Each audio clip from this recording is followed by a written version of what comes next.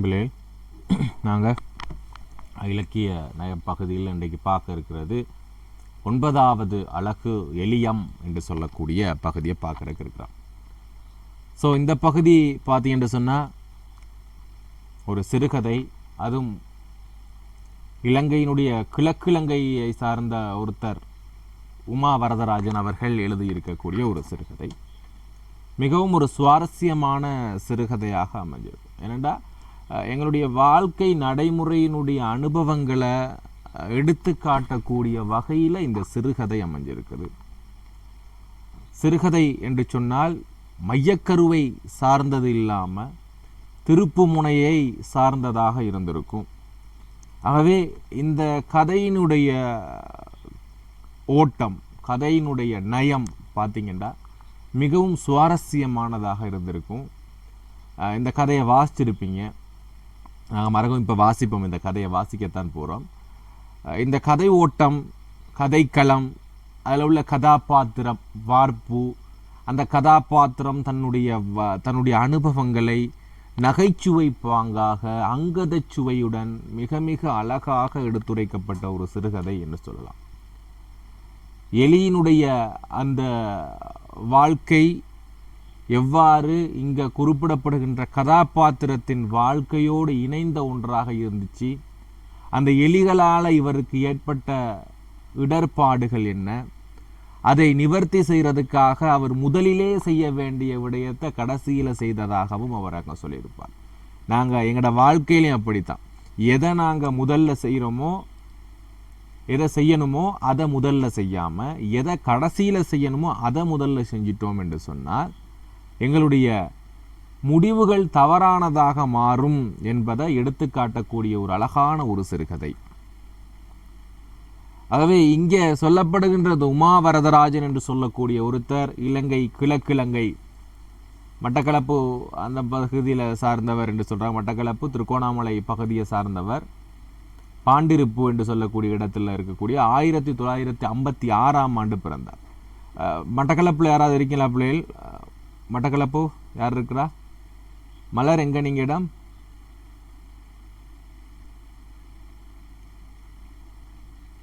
முல்லைத்தீவு. முல்லைத்தீவு நீங்க. Okay okay பிள்ளைகள். Okay, இன்னைக்கு என்னன்னு தெரியல பிள்ளைகள். அந்த மற்ற கிளாஸ்லையும் ஹிக்கா மற்ற கிளாஸ்ல ஜாயின்ட் ஆகல தானே இன்னைக்கு?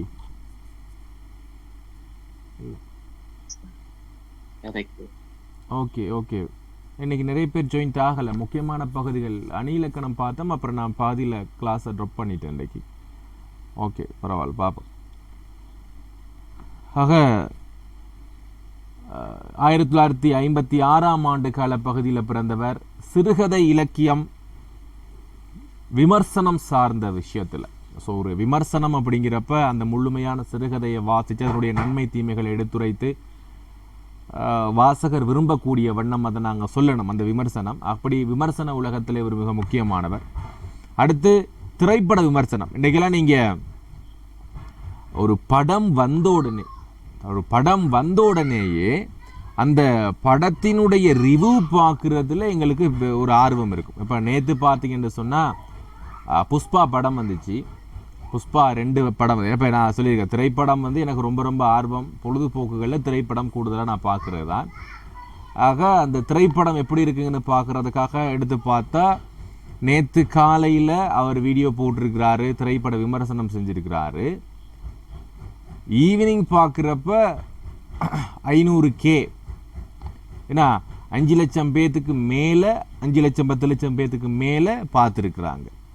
ஆக ஒருத்தருடைய விமர்சன பாங்குங்கிறது அது வேறு மாதிரி இருக்கும். இன்றைக்கி அது வளர்ந்து வரக்கூடிய ஒரு துறை. யூடியூப்லாம் இன்றைக்கி கூடுதலாக சம்பாதிக்கக்கூடிய ஒரு துறையாக திரைப்பட விமர்சன துறை இருக்குது. அடுத்து நாங்கள் 10 எழுத்துக்கள் பார்த்துருந்தோம். 10 எழுத்துக்கள் துறையில் இவர் உமா வரதராஜன் மிக முக்கியமானவர். கவிதை, நாவல் என்று விரியும் இவரது ஆளுமையின் உச்சமாக வெளிப்படுவது சிறுகதை என்ற வடிவமே. ஆகவே கூடுதலாக இவர் எண்ணத்தில் ஆர்வம் படைத்திருக்கிறார் என்றால் சிறுகதை என்ற துறையில் ஆர்வம் கொண்டவராக இருக்கிறார். ஈழநாட்டிலும் சரி, தமிழகத்திலும் சரி, ஐரோப்பிய நாடுகள் சிலவற்றிலும் வெளிவரும் பத்திரிகைகள், சஞ்சிகைகளில் இவரது படைப்புகள் வெளிவருகின்றன. இன்றைக்குமே இவர் முக்கியமான ஒரு ஆளாக தமிழ் துறையில் சார்ந்துள்ள வரதராஜன் அவர்கள், உமா வரதராஜன் அவர்கள் நான் கூடுதலாக பார்க்கக்கூடிய ஒருத்தராக இருப்பார். இவரது சிறுகதைகள் ஜெர்மன், சிங்களம், ஆங்கிலம் ஆகிய மொழிகளில் மொழிபெயர்க்கப்பட்டுள்ளன. அவை பெரிய ஒரு நபர் தான். இவர் தொலைக்காட்சி தொகுப்பாளராகவும் பணியாற்றி வருகின்றார். உள்மன யாத்திரை என்ற இவரது சிறுகதை தொகுப்பு வடகிழக்கு மாகாண சபையில் விருது பெற்றுள்ளது. ஓகே, ஆகவே நாங்கள் எலிகளோட கூடுதலான உறவு இருக்கும். ஏன்னா கூடுதலாக எலிகளுடைய தொல்லை வந்து பார்த்தீங்கன்னா கூடுதலாக இப்போ கிட்டத்தில் எலி என்ற ஒரு படம் வந்துச்சு. அந்த படம் பார்த்துருக்கீங்களா பிள்ளை? யாராவது அந்த படத்தை பார்த்துருந்தா உங்களுக்கு தெரிஞ்சிருக்கும். எலி என்று சொல்லக்கூடிய ஒரு படம் ஒன்று வடிவேலு நடித்த எலி என்று சொல்லக்கூடிய படம். ரெண்டாவது மோன்ஸ்டார் என்று சொல்லி ஒரு படம் வந்துச்சு, எஸ்ஜே சூர்யாவோட படம் உண்டு. ஆகவே ரொம்பவுமே சுவாரஸ்யமான ஒரு படம். இங்கே சொல்லப்படுகின்ற அதே விடயங்கள் சார்ந்ததா அந்த மோன்ஸ்டார் என்று சொல்லக்கூடிய படம் பார்க்குற எனக்கு இருந்துச்சு. ஆகவே அந்த படத்திலையும் அவர் அப்படிதான். கடைசியில் அவர் எலியின் மீது அவர் கொண்டு போடுகின்ற அவருங்க எலிக்கும் விருப்பமே இல்லை. இங்கே சொல்லப்படுகின்ற நபருக்கும் எலிக்கும் விருப்பமே இல்லை. ஆனால் கடைசியாக அவர் என்ன செய்கிறாருன்னா எலியோட அவர் எப்படியான உறவை எடுத்துக்கொள்கிறாரு, கடைசியில் அந்த எலி அவருக்கு எப்படி ஹெல்ப் பண்ண நினைச்சுங்கிற மாதிரி சொல்லியிருப்பாங்க. இங்கே சொல்லப்படுகின்ற எலி சம்பந்தமாக நாங்கள் பார்க்கலாம் என்ன சொல்லப்பட்டிருக்கு. எலிகள் பற்றிய சித்தரிப்புகள் பல வடிவங்களில் அமைந்திருப்பதனை காண முடிகிறது. பொதுவாக சுரண்டல் முறை குறிக்க எலிகளை குறியீடுகளாக கொள்ளுவாங்க. சங்கப்பாடல்களில் கூட நினைக்கிற 10 என்று சொல்லக்கூடிய இலக்கியத்தில் 10 இருக்கும், இல்லாட்டி குறுந்தொகை ஏதோ ஒரு இலக்கியம், ஒரு இலக்கியத்தில் கூடுதலாக இந்த எலிகள் பற்றி சொல்லப்பட்டிருக்கும். சுரண்டல் முறைக்காக இந்த எலிகள் வயல் நிலங்களில் இருக்கக்கூடிய நெற்களை கொண்டு வந்து பதுக்கி வச்சிருந்து சாப்பிடக்கூடியது என்று சொல்லியிருப்பாங்க. அதுக்கு தான் இந்த எலிகள் பயன்படுத்தியிருப்பாங்க. ஆனால் இவர் இதை வித்தியாசமாக பயன்படுத்தியிருப்பார். அதே வேளை மிக்கி மவுஸ் என்று சொல்லக்கூடிய கார்ட்டூன் எலி நகைச்சுவை உணர்வையும் புத்திசாலித்தனத்தையும் வெளிப்படுத்துகிறது. இக்கதையும் எலி ஒன்றை மையப்படுத்தியே சுழல்கின்றது. ஆகவே உங்களுக்கு இந்த கதை வாசிச்சிருப்பீங்க, இருந்தாலும் மறக்க ஒருக்கா வாசிக்கலாம். கொஞ்சம் சிறுகதை எவ்வாறு ஆரம்பிக்கிறது என்று பாருங்க. நாங்கள் ஏன் இந்த சிறுகதையெல்லாம் பார்க்குறோம் என்று சொன்னால், சிறுகதைகள் எவ்வாறு ஆரம்பமாகிறது என்று சொல்லி நாங்கள் முதலாவது பார்க்கணும். ஓர் ஊரிலே என்று சொல்லி எங்கேயும் ஆரம்பமாக நேரடியாக கதைக்குள்ளே வந்துடணும், கதை கருக்குள்ளே வந்துடணும், கதாபாத்திர வார்ப்புக்குள்ளே வந்துடணும். தேவையில்லாத வர்ணனைகள் சிறுகதைக்கு வெறுப்பூட்டக்கூடியனவாக அமைந்து விடலாம். தேவையில்லாத வர்ணனைகள் தேவையே இல்லை. எலியினுடைய வர்ணனைகள் எல்லாம் இங்கே சொல்லப்படவே இல்லை. எலி இப்படிப்பட்டது, அவர் ராஜகிரீடம் அறிஞ்சிருப்பார், இதெல்லாம் ஒன்றும் தேவையே இல்லை. இதெல்லாம் தேவையில்லாத வர்ணனைகள். சிறுகதையில் அதெல்லாம் இருக்கக்கூடாது. நேரடியாக கதைக்கு வந்துடணும். சுருக்கமாகவும் தான் சொல்ல வந்த கருத்தை சிறப்பாகவும் சொல்றதோட மட்டுமில்லாமல் வாசகன் எதிர்பார்க்கக்கூடிய அந்த விடயத்தை நாங்கள் கொடுத்துடக்கூடாது. இப்போ நான் கடைசியில் இந்த கதையை வாய்ச்சி கொண்டு போகிறப்ப என்ன எடுத்தோம் என்று சொன்னால் வேறு மாதிரியான முடிவு எடுத்திருப்போம். ஆனால் அதை கதையாசிரியர் கொடுத்திருக்கிறாரு என்று சொன்னால் அது சிறந்த சிறுகதை அல்ல. எதிர்பாராத ஒன்றை அங்கே சிறுகதை ஆசிரியர்கள் கொடுத்திருந்தாதான் அது திருப்பு முனையாக அமையும், ட்விஸ்ட் என்று சொல்லுவோம். ஆகவே அவ்வாறான திருப்பு முனைகள் தான் சிறுகதையாக அமைய முடியும். ஆகவே நாங்கள் தொடர்ந்து வாசிக்கிட்டு போவோம். எப்படி என்று கொஞ்சம் பழைய வீடு தான், ஆனால் அது ஓர் அழகான வீடு. பக்கத்து கொன்வென்ட்டில் இருந்து வாத்தியம்மா சொல்லிக் கொடுக்கும் வாசகங்களை அப்படியே ஒப்புவிக்கும் பாலர்களின் ஒருமித்த குரல்கள் அடிக்கடி கேட்டுக்கொண்டிருக்கும். இப்போ கன்வென்ட்னா கேள்விப்பட்டிருக்கீங்களா பிள்ளைகள்? கன்வென்ட்னா என்னன்னு தெரியுமா? கன்வென்ட்னா என்ன யாருக்காவது? பெண் பிள்ளைகள் எல்லாம் தங்கி படிக்கக்கூடிய பாடசாலைனா கன்வென்ட். ஓகே, அப்போ அப்படியாக கன்வென்ட் ஒன்றில் பிள்ளைகளுக்கு பாடம் சொல்லி கொடுத்துக்கிட்டு இருப்பாங்க. அந்த வீடு எங்கே அமைஞ்சிருக்குங்கிறத சொல்லியிருக்கிறாங்க. எவ்வளோ மெயினான இடத்துல. வைத்தியசாலை வெகு கிட்டத்தில் இருந்தது. சந்தை கூட அவ்வளவு தூரத்தில் இல்லை. இவன் வீட்டுக்கு நேர் எதிரே புகைப்பட பிடிப்பு நிலையம் ஒன்று இருக்கிறது. தேவையானால் இவன் தன் வீட்டிலிருந்தே ஒப்பனை செய்து கொண்டு போய் படம் எடுத்துக்கொள்ளலாம். ஏன்னா ரெடியாகிட்டு போயிட்டு படம் எடுத்துக்கொள்ளலாம். அவர்களுடைய பவுடரையும் ஒல்லாந்தர் காலத்து அழுக்கு நிரம்பிய சீப்பையும் பாவிக்க வேண்டும் என்ற அவசியம் இல்லை. அழகாக சொல்லியிருக்கிறாரு. இப்போ நீங்கள் ஃபோட்டோ ஒன்று எடுக்கிறதுக்கு ஸ்டூடியோ போனீங்கன்னு சொன்னால் அங்கே தெரியும் பழைய சீப்பு உண்டும் பழைய பவுடர் பெட்டி ஒன்றும் இருக்குங்கிறாரு. அங்கே அது ஏன்னா அது சீப்பை பார்த்தா உள்ளாந்தர் காலத்தில் எடுத்துகிட்டு வந்த சீப்பு அதெல்லாம் எங்களுக்கு தேவையில்லை, வீட்டிலேயே நான் ரெடியாகி போயிட்டு ஃபோட்டோ ஒன்று வேணால் அடிச்சுக்கிட்டு வரலாம். ஸ்டூடியோ பக்கத்தில் இருக்குது, ஹாஸ்பிட்டல் பக்கத்தில் இருக்குது, ஸ்கூல் பக்கத்தில் இருக்குது, மார்க்கெட் பக்கத்தில் இருக்குது அப்படின்ட்டு அழகாக சொல்லியிருக்கிறார். அதுக்கு பக்கத்தில் உள்ள பேக்கரியில் பான் போடுவார்கள், கேக்கும் போடுவார்கள். ஆனால் இரண்டுக்கும் இடையில் அதிக வித்தியாசம் இருப்பதாக இதுவரையில் தெரியவில்லை. அழகாக நகைச்சுவை பாங்காக சொல்லப்பட்டிருக்கிறார். அந்த உள்ளாந்தர் காலத்து சீப்பு பவுடர். அடுத்து ரெண்டாவது விஷயம் வந்து கேக்குக்கும் பானுக்கும் வித்தியாசம் இல்லை, ரெண்டும் ஒரே மாதிரி தான் இருக்கும். கேக்கை சாப்பிட்டாலும் உண்டு, பான் சாப்பிட்டாலும் உண்டுங்கிற மாதிரி இருக்கிற மாதிரி எல்லாம் சொல்லி. பான் வேகும் முருகலான மனம் அவ்வப்போது வீசிக்கொண்டிருக்கும். ஆகவே இது அழகாக சொல்லப்பட்டிருக்குது. அந்த வீடு கதை களம் எங்களுக்கு மிக அழகாக சொல்லப்பட்டிருக்குது. அந்த வீடை அழகாக எங்களுக்கு களத்தை முதலாவது அறிமுகப்படுத்துகிறாரு, கதைக்களம். ரெண்டாவது விஷயம், இவையெல்லாம் அந்த வீட்டுக்கு குடிவந்த அவனை சந்தோஷமடைய செய்தன. ஆனால் அந்த வீட்டில் எலிகள் இருக்கும் என அவன் கொஞ்சம் கூட எதிர்பார்க்கவில்லை.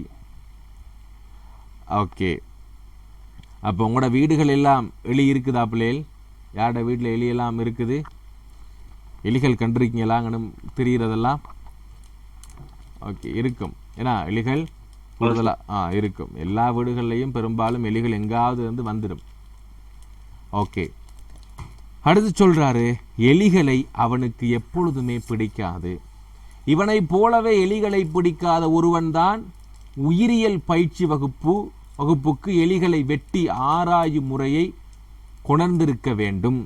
அப்போ யார் முதலாக அந்த ஏன்னா சயின்ஸ் பாடத்தில் எலியை வெட்டி கொண்டு அதில் ஆராய்ச்சி பண்ணணும்னு யார் முதலாக அந்த ஆராய்ச்சியை கொண்டு வந்திருப்பான்னா இவனை மாதிரி எலிகளை பிடிக்காத ஒருத்தன் தான் இந்த மாதிரி ஆராய்ச்சியை கொண்டு வந்திருக்கணும் என்று சொல்ல அது ஒரு மிக அங்கத சுவையினுடைய நகைச்சுவை பாங்களை சொல்லியிருக்கிறார். ஏன்னா அது நாங்கள் தற்குறிப்பேற்றம் என்று சொல்கிறோம். அது சிறுகதையிலையும் தற்குறிப்பேற்றங்கள் பயன்படுத்தலாம். இயல்பாக நாங்கள் பெரும்பாலும் சயின்ஸ் பாடத்துக்கு எலிகளை வச்சு ஆராய்ச்சி பண்ணுறது வழக்கம். ஆனால் சிறுகதை ஆசிரியர் என்ன சொல்ல வராருன்னு சொன்னால், என்ன மாதிரி எலிகளை பிடிக்காத ஒருத்தன் தான் அதை கொண்டு வந்திருக்கிறான் என்று சொல்லி இவனுக்காகத்தான் அது நடந்ததை போல என்றது அந்த தற்குறிப்பேற்றம் என்று சொல்லும். ஆகவே செய்யுள்களில் மாத்திரம் அல்லாமல் சிறுகதைகளிலுமே அந்த பாங்கு எங்களுக்கு என்ன செஞ்சிருக்குன்னா வெளிப்படுறதா இருக்குது. இதில் எலிகளை மாத்திரம் அல்ல, பள்ளி, கரப்பான் பூச்சி, பூரான், நத்தை என்பவற்றுக்கும் மேலாக மிக அவதியுடன் கழிப்பறைக்குள் நுழையும் போது வழிமறித்து கொண்டு பேத்த வெளித்தப்படி காத்து கொண்டிருக்குமே அந்த தேரை, இவற்றை எல்லாம் அவனுக்கு கண்ணில் காட்டக்கூடாது. ஏன்னா அந்த கண்ணில் காட்டக்கூடாதுங்கிற மரபுத்தொடர் என்ன பிள்ளை விளக்குது? கண்ணில் காட்டக்கூடாது என்று சொல்லக்கூடிய மரபுத்தொடர். இந்த கண்ணில் கூட காட்டாது என்று சொல்றது என்ன மரபுத்தொடர்? அதனுடைய பொருள் என்னன்னு விளங்குறேன் அவங்களுக்கு. எனக்கு அறவே பிடிக்காது என்று சொல்லி, ஏன்னா கண்ணில் காட்டாது அந்த படியனை எனக்கு கண்ணில் காட்டாது என்றால் அவன் எனக்கு பிடிக்காது. ஆகவே இங்கே கண்ணில் காட்டப்படாத விடயம் என்னென்றா பள்ளி, பூரான், கரப்பத்தாம்பூச்சி, நத்தை, எலி, அது மட்டும் இல்லாமல் கழிப்பறைக்கு செல்லுகின்ற பொழுது அவனை பார்த்து கொண்டிருக்கக்கூடிய அந்த தேரை, இதுவும் அவனுக்கு கண்ணில் கூட காட்டாது. எலி பிள்ளையாரின் வாகனம் என அம்மா அடிக்கடி சொல்லுவா. அதனால் எலியை துன்புறுத்துவது தெய்வ நிந்தனையாகும், தெய்வ குற்றமாகும். ஆனால் பள்ளி நாட்களில் எலி வேண்டுமென உயிரியல் வாத்தியார் சொல்லியதை தெரிவித்த போது அம்மா மௌனமே சாதித்தாள். அன்று மாமா என்னமாய் கஷ்டப்பட்டு எலியை பிடித்து தந்தார். எதிர்காலத்தில் ஒரு பெரிய வைத்திய கலாநிதியாக ஆஸ்பத்திரி விராந்தையில் இவன் உலா வருவது போலவும், இவன் பின்னால் இவருடைய ஸ்டெடஸ்கோப்பை ஏந்தியபடிதான் வருவது போலவும் மாமா எலியை அமுக்கி பிடித்து தந்த தருணத்தில் கனவு கண்டிருக்க கூடும். இவரோட மாமா எலியை பிடிச்சி கொடுக்குறப்ப என்ன யோசிச்சிருப்பாரு? நம்மட பையன் ஏன்னா நம்மட மருமகன் வந்து கடைசி காலத்தில் ஒரு நல்ல ஒரு வைத்தியராக ஆகிடுவான். வைத்தியரான பிறகு டெலஸ்கோப்பெல்லாம் எடுத்துக்கொண்டு அப்படியே ஸ்டைலாக நடந்து வருவான் ஹாஸ்பிட்டலில் என்று சொல்லி கனவு கண்டுதான் அந்த எலியை எனக்கு பிடிச்சி தந்திருப்பாரு என்று சொல்லி சொல்றாங்க. எலிகள் என்றதும் அந்த திருட்டு மொழிகள் தான் முதல் மனதில் தோன்றுகின்றன. அப்ப எலிகளை ஒரு முறை நீங்க நினைச்சு பாருங்க, எப்படி விழித்து கொண்டிருக்கும், மொழித்து கொண்டிருக்கும். தேங்காய், மாங்காய், அரிசி, பருப்பு எவற்றை இந்த எலிகள் விட்டு வைக்கின்றன? நேற்று வாங்கிய புத்தம்புது மனச்சவக்காரத்தை இன்று காணவில்லை. எலிக்கு எதுக்கு மனச்சவக்காரம் என அவனுக்கு புரியவில்லை. அப்ப எலிகள் என்னத்தை கூடுதலா தூக்குதுண்டா அந்த மனச்சவக்காரங்களை, வாசனை வீசக்கூடிய அந்த சவக்காரங்களை கொண்டு போகுது. அந்த சவக்காரங்கள் என்னத்துக்கு அந்த எலிகளுக்கு என்று சொல்லி புரியல். ஒருவேளை எலிசாவுக்கு கொண்டு போய் சேர்க்காவிட்டால் முகத்தை திருப்பிக் கொள்ளுமோ? எலிசா என்று சொன்னா அதுக்கும் கொடுத்திருக்கிறாரு. எலியினுடைய மனைவியை எலிசா என்று சொல்லி அழகா ஒரு அங்கனச்சுவையை சொல்லியிருப்பார். அந்த எலிசாங்கிற மனைவிக்கு வாசனை நிறைந்த அந்த மனச்சவக்காரத்தை கொண்டு போய் கொடுக்காட்டி அந்த எலிசா கோபித்துக் கொள்ளுமோ என்பதற்காக அந்த எலி கொண்டு போயிருக்கலாம் என்பது மாதிரி கொடுத்திருக்கிறாரு. பிள்ளைகள், இந்த கதை விளங்குதா? கதை விளங்குது தானே? கேட்டுக்கொண்டிருக்கீங்களா? ஓகே ஓகே ஓகே ஓகேம்மா ஓகே. எலிகளுக்கும் அவனுக்கும் இடையே யுத்த பிரகடனம் ஒன்று நேற்றிரவு ஏற்பட்டது. அப்ப எலிக்கும் இவருக்கும் முதலா அப்பதான் பிரச்சனை ஆரம்பிக்குது. லதா மங்கேஷ்கரின் மீரா பஜனையை அவன் நேற்றிரவு கேட்டுக்கொண்டிருந்தான். MS சுப்புலட்சுமியின் மீரா பஜனைக்கும் இதற்கும் உள்ள பிரத்யேக விசேஷங்கள் குறித்து அவன் தீவிரமாக யோசித்துக் கொண்டிருந்த போது தொப்பென்று ஓர் எலி கட்டலில் விழுந்தது. அப்ப ஏதோ அவன் பாட்டு கேட்டுக்கிட்டு இருக்கிறான். அந்த பாட்டு கேட்டுக்கிட்டு இருக்கிறப்போ 2 பேருக்கு, லதா மங்கேஷ்கருக்கும் சுப்புலட்சுக்கும் இடையிலான அந்த பாடல்களை எதுக்கும் என்ன வித்தியாசம் இருக்குதுன்னு கேட்கிறான். அப்போ ஒரு எலி அந்த கட்டல்ல தொப்பெண்டு விழுகுது. இந்த தொப்பெண்டு என்று சொல்றது பிள்ளைகள் யாருக்கு ஞாபகம் இருக்குது? என்னாண்டு இது என்ன பிள்ளைகள்? ஒலிகுறிப்பு. Very good. தொப்பென்று ஒலிகுறிப்பு சொற்கள். ஒரு எலி கட்டலில் விழுந்தது. அது வழி தடுமாறி அவனுடைய கால் வழியாக கடக்க முற்படுகையில் அவன் காலை உதறி கட்டலில் மீதேறி துள்ளி குதித்தான். அப்ப என்ன, அவன் என்ன கலசனதும் போட்டிருப்பான் போல கலசன் உள்ள ஆளை என்ன செஞ்சிருச்சு, அந்த எலி புகுந்தவனைக்கு துள்ளி குதிச்சிட்டான். கட்டல் என்பதை தச்சர்கள் படுப்பதை உத்தேசித்தல் என்று சொன்ன நினைத்தல் செய்திருப்பார்கள். அவன் இவ்விதம் துள்ளி குதிப்பான் என முன்னரே தெரிந்திருந்தால் இன்னமும் பலமான மரத்தை கட்டில் செய்த தச்சன் இவனுக்காக தேர்ந்தெடுத்திருக்க கூடும். அப்ப இதுல இருந்து எங்களுக்கு குறிப்பா என்ன விளங்குதுன்னா, ஓகே, பொடியன் என்ன செஞ்சிட்டான், கட்டல்ல ஏறி குதிக்கிறப்போ உடஞ்சு விழுந்துட்டான் என்று சொல்லி விளங்கு. கட்டலில் குறுக்கு பலகை சடவென ஒளியுடன் முறிய அவனுடைய ஒற்றை கால் பள்ளத்தில் இறங்கி தரையை தொட்டது. ஆகவே இதுல எவ்வளவு அழகாக இந்த வரிகள் அனுபவபூர்வமாக இருக்கிறதுன்னு பாருங்க. சிறுகதையினுடைய மொழி நடை என்று சொல்லுவோம் இத. அவனுடைய கால் தரையில் பட்டது, தரையில் ஏன்னா அவளுடைய கால் கீழே போயிடுச்சு என்று சொல்றத எவ்வளவு அழகாக சொல்லியிருக்கு. கட்டலின் குறுக்கு பலகை சடவென ஒளியுடன் முறிய அவனுடைய ஒற்றை கால் பள்ளத்தில் இறங்கி தரையை தொட்டது. எவ்வளவு அழகான வழிகளா சொல்லியிருக்கிறாங்க வரிகளா. கைகளை மெல்ல ஊன்றியவாறு வெகு பிரயாசையுடன் அவன் கொஞ்சம் கவனமாக பிரயாசையுடன் அவன் தன் காலை விடுவித்தான். முழங்கால் வலித்தது. தீக்குச்சி அளவில் முழங்காலில் இரத்த கீறல் ஒன்று. ஆகவே எதன் காரணமாக எலிக்கும் அவனுக்கும் யுத்த பிரகடனம் நடந்தது என்று சொன்னால் இந்த காரணத்தை நீங்க சொல்ல வேண்டியதா இருக்கும். ஓகே, இந்த சம்பவத்துடன் எலியை அவன் தன் மாபெரும் எதிரியாக பிரகடனம் செய்தான். யுத்த பிரகடனம். தேரை, தவளை, பாம்பு, பள்ளி, ஓணான், பூரான், கரப்பான், பூச்சி இவற்றை பற்றி கூட இந்த அளவுக்கு அவன் கவலைப்பட்டதில்லை. அவற்றால் இந்தளவு அவஸ்தை அவன் அனுபவித்தது கிடையாது. அவனது வீட்டின் பின்புறம் ஒரு பால் வளவு இருக்கிறது. குட்டையாகவும் நெட்டையாகவும் பற்றைகள் அங்குண்டு.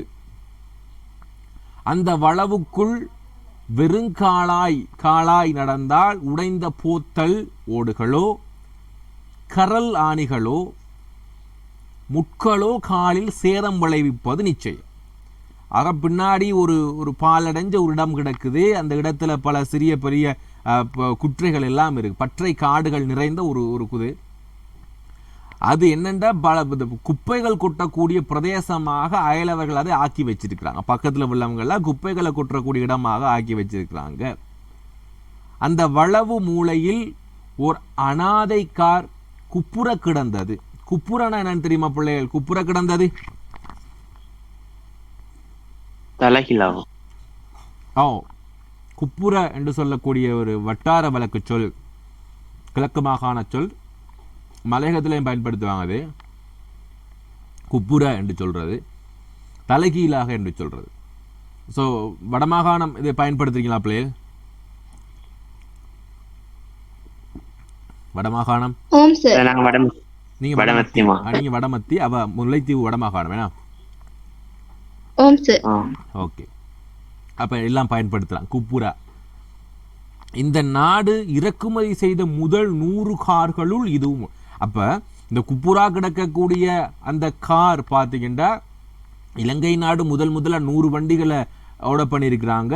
அதுல ஒரு காராகத்தான் இருக்கணும். அவ்வளவு பழைய. ஏன்னா இது எப்படி இதை எப்படி காட்டுறாருண்டா, ரொம்ப பழைய மாடல் கார் என்று சொல்லி காட்டுறதை ஒரு குறிப்பால காட்டியிருக்கிறார். நாங்க என்ன சொல்லியிருப்போம், இலங்கையில கொண்டு வந்த கார்களை இது கொஞ்சம் பழசேட்டு சொல்றாரு. ஆனா இவர் சொல்றாரு முதல் 100 கார் கொண்டாந்தாங்கல்ல, அந்த கார்ல உண்டா இருக்கும் என்று சொல்லி அவர் அழகா சொல்லியிருக்காரு. ஏன்னா இந்த காரை வாங்கியவனின் பேரனோ அல்லது கொள்ளு பேரனோ காலப்போக்கில் இந்த காரின் வடிவமைப்பையும் தாத்தாவின் ரசனையும் சகிக்க முடியாமல் தீமூட்டி கொளுத்தி இப்படி போட்டிருக்க வேண்டும். எப்படி சொல்றாருன்னா, இப்ப யோசிச்சு பாருங்க. இப்போ உங்களோட வயசு இப்போ 16 வயசு. இப்போ இருக்கக்கூடிய வாகனங்களை யோசிச்சு பாருங்க. அது பைக்காக இருக்கலாம், காராக இருக்கலாம். அப்போ அந்த காரை விட்டுட்டு நீங்கள் ஏன்னா கிறிஸ்துக்கு முன்னாடி வந்த காரை யோசிச்சுக்கிட்டு இருந்தா, ஏன்னா கிட்டத்தட்ட 1940 வாங்கின காரை நாங்கள் ஓட்டுவோமா? 1940 வாங்கின காரை நாங்கள் ஓட்ட மாட்டோம். ஆகவே இந்த பேரன்கள்லாம் என்ன செய்கிறாங்கன்னு சொன்னால், தாத்தான என்னடா ரசனை, என்ன கார் வாங்கி வச்சிருக்கிறார், இந்த காரே தேவையில்லை என்று சொல்லி தாத்தாட பேரனோ கொள்ளு பேரனோ அந்த காரை தீமூட்டி எரிச்சிருக்கிறான். அதுதான் இங்க கிடக்கிறது என்று சொல்லி அழகான ஒரு ரசனை மிக்க நகைச்சுவை பாங்காக சொல்லியிருக்கிறார். தனக்கு அச்சம் அருவருப்பு தரும் அத்தனை ஜீவராசிகளும் அந்த பால்வளவுக்குள் இருந்துதான் படையெடுத்து வருவதாக அவனுக்கு தோன்றிற்று.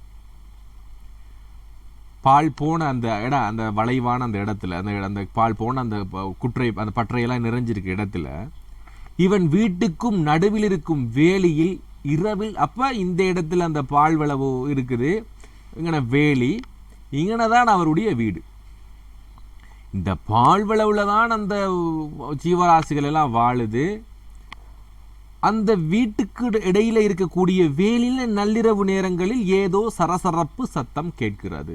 இரட்டை கிளவி பயன்படுத்தி இருக்கிறாங்க. இரட்டை கிளவிகள் கூடுதலாக ஒளிக்குறிப்பு சொற்களாக பார்க்கப்படலாம். இரட்டை கிளவியும் ஒளிக்குறிப்பு சொற்கள் தான். ஆனால் இப்ப படாரெண்டு, தொப்பென, சலாரெண்டு இதுவும் ஒளிக்குறிப்பு சொற்கள் தான். ஓகேவா? ஞாபகம் வச்சுக்கொள்ளுங்க.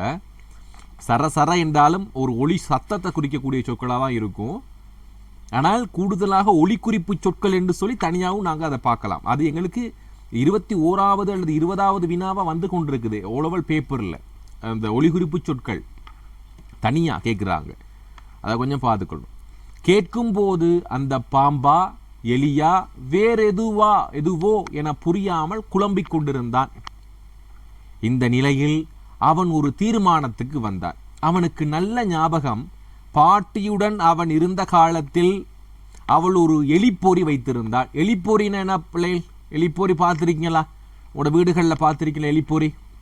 யார் வீட்டில் இருக்கு? பார்த்திருக்கேன். இருக்கும். பெரும்பாலும் எலிப்பொறி இருக்கும். சிஃப்லா பார்த்துருக்கீங்களா? இருக்கா? ஓகே. அப்போ எலிப்பொறி பார்த்துருப்பேன். இல்லாத வீடுகள் இருக்காது. ஏன்னா பெரும்பாலும் எவ்வளவு பெரிய வீடாக இருந்தாலும் அங்கே அந்த இருக்கக்கூடிய கொடோனில் சரி எலிகள் இருக்கும், பெரிய தொல்லைகளாக இருக்கும். பாட்டியின் வீட்டு அறையுள் அடுக்கப்பட்டிருக்கும் நெல் மூடைகளை தேடி வரும் எலிகள் இவனை போலவே பாட்டிக்கும் அந்த காலத்தில் பெரும் பிரச்சனையை தந்தன. இன்னைக்கு இவன் என்ன பிரச்சனையில் இருக்கிறானோ அது மாதிரி அந்த பாட்டிக்கும் கொடுத்துருக்கு. தேங்காய் துண்டை நறுக்கி எடுத்து நெருப்பில் சுடுவாள் பாட்டி. பின்னர் பொறியில் பொருத்திவிட்டு இவனும் பாட்டியும் தூங்க போவார்கள். எனினும் எலிகள் ஒரு நாளும் அகப்படவில்லை. அந்த பாட்டி வச்சிருக்கக்கூடிய எலிப்பொறியில ஒரு நாள் கூட ஒரு எலி மாட்டல. பொறியில் தேங்காய் துண்டு அப்படியே இருக்கும்.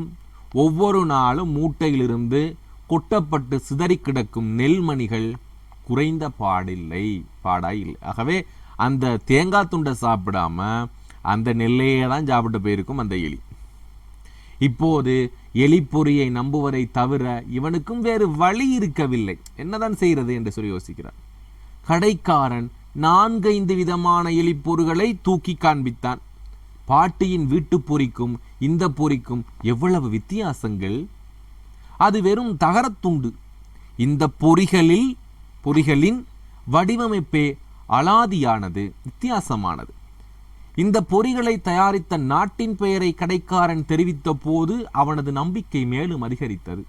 இப்போ நான் வாகனங்கள் வாங்குறப்ப எப்படி, இது ஜப்பானில் தயாரிக்கப்பட்ட வாகனம், இது சைனாவில் தயாரிக்கப்பட்ட வாகனம், இந்தியாவில் தயாரிக்கப்பட்ட வாகனம் என்று சொல்லி நாங்கள் அதே மாதிரி எலிப்பொறி சொல்கிறவனும் இது ஜப்பானில் பிரத்யேகமாக தயாரிக்கப்பட்ட எலிப்பொறி அப்படின்னு சொல்கிறாங்க.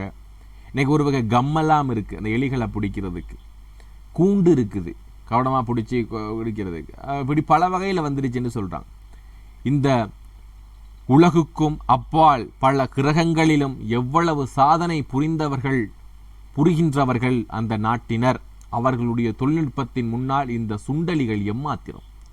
அவன் ஒரு பொறியை தேர்ந்தெடுத்து வாங்கி கொண்டான். ஏன்னா இங்கே இருக்கக்கூடிய விஞ்ஞானிகள் எல்லாம் வேற்று கிரகங்களுக்கு போயிட்டு வரக்கூடிய விஞ்ஞானிகள், அந்த வெளிநாட்டவர்கள், அவர்கள் கண்டுபிடித்தது வெளிநாட்டுக்கே, இந்த வேற்று கிரகத்துக்கே போயிட்டு வராங்க, இந்த எலியை பிடிச்சிடாதா அப்படிங்கிற மாதிரி ஒரு எண்ணம். பாட்டியின் உத்தியை அவன் கையாளவில்லை. தேங்காய் துண்டுக்கு பதிலாக நெத்திலி கருவாட்டை சூடு காட்டி பொறியில் பொருத்தி வைத்தான். ஆகவே இது கூடுதலாக வீடுகளிலே செய்யக்கூடிய அந்த சாதாரண விடயங்களை மிக அழகாக சொல்லியிருக்கிறார். நெத்திலி எலிகள் அதிக அளவில் புழங்கிய பிரதேசம் என கருதப்பட்ட இடத்தில் பொறி வைக்கப்பட்டது. வாய் திறந்து காத்திருக்கும் முதலை போல அது அப்போது தோன்றியது. ஆகவே எலி இடிக்கிற இப்படிதான் இருக்குமெனா எலி பொறி என்று சொல்லுவோம். அதை இப்படிதான் தூக்கி வச்சிருப்பாங்க. இங்கேதான் அந்த தேங்காய் துண்டு வைக்கப்பட்டிருக்கும். ஆகவே இதில் தான் அந்த முதலை வாய் திறந்ததை போல என்று சொல்லி அழகாக சொல்லியது. இங்கே போய் கடிச்சுட்டா அப்படியே பற்றும். அவன் தூங்க போனான். தூக்கம் வரவில்லை. கருவாட்டுக்காக மூஞ்சியை நீட்டி மரண அடி வாங்கப் போகும் எலி நினைத்து கொண்டதும் குதூகலம் சூழ்ந்து கொண்டு ரொம்ப சந்தோஷமாக படுத்திருக்கிறான். கொஞ்சம் உனக்கு நல்ல அட்டி ஒன்று கொடுப்பான் என்று சொல்லி. ஏதோ ஒரு கட்டத்தில் கேட்கப் போகும் எலியின் கீச்சுடலுக்காக காதுகளை கூர்மையாக்கி கொண்டிருந்த அவன் ஒரு கட்டத்தில் தவறி அப்படியே தூங்கியும் போனான். காலையில் எழுந்ததும் முதல் வேளையாக எலிப்பொறியை பார்க்க ஓடிப்போனான். எலிப்பொறியில் இருந்த கருவாட்டு துண்டை எறும்புகள் மொய்த்திருந்தன. எலிகள் எல்லாம் சைவத்தை தழுவிவிட்டனவா என எண்ணி அவன் எரிச்சல் அடைந்தான். ஆகவே இந்த இடத்துல ஒரு ட்விஸ்ட் வச்சாரு. ஏன்னா என்ன ஒரு சின்ன திருப்பு முனை, இதெல்லாம் ஒரு சின்ன திருப்பு முனைகள். இப்போ நாங்கள் மேலே வச்சிருக்கக்கூடிய இதை பார்த்தோம். ஏன்னா பாட்டி வச்ச அந்த எலிப்பொறியில் எலி மாட்டலை. ஆகவே இவர் பிரத்யேகமாக நாடுகளில் தயாரிக்கப்பட்ட எலிப்பொறியை கொண்டு வந்து வச்சிருக்கிறாரு. ஆகவே எலிகள் மாட்டியிருக்கும். முதலாக வாசிக்கிறப்ப எனக்கு அதுக்கப்புறம் தெரியும் தானே, முதலாக நான் வாசிக்கிறப்ப இந்த சிறுகதையை ஓகே எலி இதில் மாட்டிருக்குமா இருக்கும் என்று சொல்லிய நம்பிக்கையில் இருப்பேன். ஆனால் அங்கே அவர் சொன்ன விஷயம் பார்த்தீங்கன்னா இல்லை, அதுலேயும் மாட்டலைங்கிற மாதிரி ஒரு ட்விஸ்ட் வச்சிருப்பார். மறுநாள் பொறியில் சுட்டக்கருவாடு இடப்பட்டது. பொறி வைக்கப்படும் இடத்தை மட்டும் அவன் மாற்றிக்கொண்டான். படுப்பதற்கு ஆயத்தம் செய்து கொண்டிருந்த போது பொறி மேலெலும்பி விழுந்ததற்கு அடையாளமான ஒரு சப்தமும் எலியின் கீச்சிடலும் பொறி இழுப்பட்டு செல்லும் ஓசையும் கேட்டன. அவன் பரபரப்புடன் ஓடி போய் விளக்கை போட்டான். இரத்தச் சொட்டுக்கள் நிலத்தில் கிடந்தன. கழுத்து நெறிபட்ட எலியின் பற்கள் அகோரமாய் வெளியில் தெரிந்தன. சண்டையிடும் நாய்களின் வாய் பிளந்து மேலுதடு விரிந்து பற்கள் தெரியும் தோற்றம். உமையனையும் பயன்படுத்தியிருக்கிறார். நாய்கள் வாயை திறந்து கொண்டிருந்தால் அது சண்டையிடுகின்ற பொழுது எப்படி இருக்குமோ அது போல வாயை பிளந்து கொண்டு அங்கே அந்த எலி என்ன செய்யப்படுது, அந்த அடிப்பட்டு கிடக்குது, இரத்த சொட்டுகள் எல்லாம் கிடக்குது என்று சொல்றார். சந்தோஷம், ஹா முதல் பழி என்று சொல்லி சந்தோஷப்படுறார். குரூரமான ஒரு சந்தோஷம், வெற்றி பெருமிதம் எல்லாம் அவனை ஆட்கொண்டிருந்தன. வெளியில் வந்து மண்ணை கிண்டி சின்ன மடு ஒன்றை போட்டான். எலியை பொறியினின்று மெதுவாக எடுத்து அதன் வாளை பிடித்தவாறு கொண்டு போய் மடுவில் வீழ்த்தினான். ஏன்னா ஒரு சின்ன ஒரு குழி ஒன்று வெட்டி அதுக்குள்ளால் என்ன சிறப்பு போடுறான். பொறியை அடுத்து என்னன்னா கொண்டு போய் மடுவில் வீழ்த்தினான். பொறியை நன்றாக கழுவி துடைத்து எண்ணெய் தடவினான். எலிகள் சாமர்த்தியம் மிக்கவை. அவற்றை இரத்தத்தின் வாடை கூட இரத்தங்களுக்கு தெரியும். ஆகவே அப்படிப்பட்ட ரத்த வீசக்கூடாது என்பதில் கவனமாக இருந்தார். மறுபடியும் பொறி கருவாட்டு துண்டு வைத்து நான் ஏற்றப்பட்டது. அவன் மிக மகிழ்ச்சியுடன் தூங்கிய நாள் அது. காலையில் எழுந்ததும் ஒரு விரிந்த மலர் போல மறுபடியும் சந்தோஷம் காத்திருந்தது. அடுத்த எலி வயிறு பாக மறைவாசி பிளந்தபடி பொறியில் கிடந்தது. அந்த எலி, இந்த எலி பொறியின் உதவி கொண்டு உலகத்தின் அத்தனை எலிகளையும் ஒழித்து கட்டுவேன் என அவன் ஒரு தனக்குள் ஒரு தரம் சொல்லிக் கொண்டான். கர்ணனுக்கு கிடைத்த நாகாஸ்திரத்தை ஒத்த இந்த எலிப்பொறியை தடவி பார்த்ததில் சந்தோஷம் அடைந்தான். அவ்வளோ ஒரு சந்தோஷம். அந்த எலி அங்கு அடிபட்டு கிடந்தது. அலுவலகம் சென்றதும் கையெழுத்து கூட போட மறந்து அங்குள்ள நண்பர்களிடம் மிகவும் மகிழ்ச்சியாக சொன்னான். ஒரே இரவில் 2 எலிகளை க்ளோஸ். அப்போ அழகான ஒரு அவருடைய அந்த மட்டக்களப்பு மொழிநடை சொல்லியிருக்கிறார். ஒரே இரவில் 2 எலிகள் க்ளோஸ் என்று சொல்றார். ஆஹா என்று சொல்லி சிரிக்கிறார். அவர்கள் அவனை ஒருவிதமாக உற்று பார்த்தனர். இவர்களை போன்ற விவரமறியாத பேர்வழிகள் ஒரு காலத்தில் ஆக்கிமிடிஸை கூட அப்படித்தான் பார்த்திருப்பார்கள். பரவாயில்லை. இந்த அடி உங்களுக்கு விளங்குதா பிள்ளைகள்? இது என்ன விடயம் என்று விளங்குதா? ஆக்கிமிடிஸை கூட ஏன் இப்படி பார்த்திருப்பாங்கன்றா அவங்களுக்கு அந்த விவரம் தெரியல, அந்த சயின்டிஃபிக் அந்த விஷயம் தெரியல. ஏன்னா அவர் அந்த பொண்ணை கண்டுபிடிச்சது, நீர்நிலையினுடைய சக்தியை கண்டுபிடிச்சதுலாம் அவங்களுக்கு அதில் அறிவு இருக்காது. சயின்டிஸ்டை பார்த்தாலே அங்கே ஏன்னா ஒரு இரத்த காட்டேரியை பார்த்த மாதிரி தான் நிறைய சயின்டிஸ்ட் ஜெயிலெல்லாம் போடப்பட்டிருக்கிறாங்க. ரைட் சகோதரர்கள் முதலாக பிளேனை கண்டுபிடிக்கிறப்ப என்ன ஒரு பூதங்கள் எதுவும் கிளம்பி வருதா என்று சொல்லி பயந்தாங்க. அப்படிதான் இவனை இன்றைக்கு பார்க்குறாங்க. நம்பவில்லை அல்லவா? நம்ப மாட்டீர்கள். 2 எலிகள் ஒரே ராத்திரியில் முடித்து விட்டு நண்பர்களே என்று சொல்லி சொல்றார். அழகாக அவர் சொல்லியிருக்கிறார். நண்பர்கள் அதற்கு பிறகு ஒன்றும் பேசவில்லை. அவர்களுடன் மேற்கொண்டு இந்த சம்பந்தமாக பேச அனுபவம் விருப்பம் இல்லாதவனாகவே இருந்தார். அப்பாவி உயிர்கள் என்று கூறி எலிகளுக்காக அவர்கள் வக்காலத்து வாங்கக்கூடும். அல்லது ஜீவகாருண்ய சங்கத் தலைவர் யாராவது இந்த விஷயத்தை இவர்கள் தெரியப்படுத்த முனையலாம். அவரும் தன் கடிதத்தால் ஒன்றை விரயம் செய்து பழக சொல்லியிருக்கிறார். தேவையில்லாத மாதிரி ஒரு லெட்டர் எழுதி கடிதத்தால் விரயம் செய்து அப்பாவி உயிர்களை கொல்லும் உண்மையில் நாங்கள் ஏன் நடவடிக்கை எடுக்கலாகாது என மிரட்டல் கடிதம் ஒன்றையும் அனுப்பக்கூடும். எனவே தற்போதைக்கு அவையடக்கம் ரொம்பவும் முக்கியம் என அவனுக்கு தோன்றியது. அன்றிரவு மீண்டும் பொறி தயார் நிலையில் வைக்கப்பட்டது. அகழி நிறைய முதலைகளும் கோட்டையின் அரண்கள் தோறும் ஆயுதம் ஏந்திய சிப்பாய்களும் கிடைக்கப்பெற்ற அரசனாக தன்னை நினைத்து அவன் படுக்கைக்கு போனான். ஆனால் அன்றிரவு எதிர்பாராத இரு சம்பவங்கள் நடந்தன. ஒன்று, பின்னிரவில் கொஞ்சம் மழை பெய்தது. அந்த மழை சத்தத்தை கேட்டபடி அவன் தூங்கி போனான். மற்ற சம்பவம் முக்கியமானது. எலியொன்று தன் இஷ்டத்துக்கு நேரம் எடுத்து தன்னுடைய நேசத்துக்குரிய சட்டை ஒன்றை குதறிவிட்டு போயிருந்தது. வரைபடத்தில் இருக்கும் ஆஸ்திரேலியா கண்டத்தை ஞாபகப்படுத்தும் ஒரு கிளிசல் சட்டை பை இருக்கும் இடத்தில் தோன்றி என்ன செஞ்சிருக்கிறது, அது வெட்டியிருக்கு. இப்போ கீழ்ப்பகுதியில் இருக்கக்கூடிய ஒரு இடத்துல பெரிய ஓட்டை ஒன்றை போட்டு விட்டுட்டு போயிருக்கிறார் அந்த எலி. காலையில் சட்டையை கையில் எடுத்து அவன் வெகு நேரம் வரை திகைத்து போயிருந்தான். ரொம்ப யோசிச்சு கொண்டிருக்கிறான். அந்த சட்டையை இனி அணிய முடியும் என அவனுக்கு தோன்றவில்லை. கிளிசல் உள்ள சட்டைகளை அணுகின்ற ஒரு நாகரிகம் இந்த நாட்டில் வரும் வரைக்குமாவது அவன் பொறுத்திருக்கத்தான் வேண்டும்.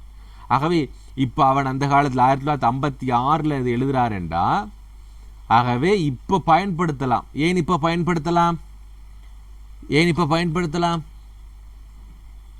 அந்த நாகரிகம் வந்துடுச்சா? வந்துட்டு சார்.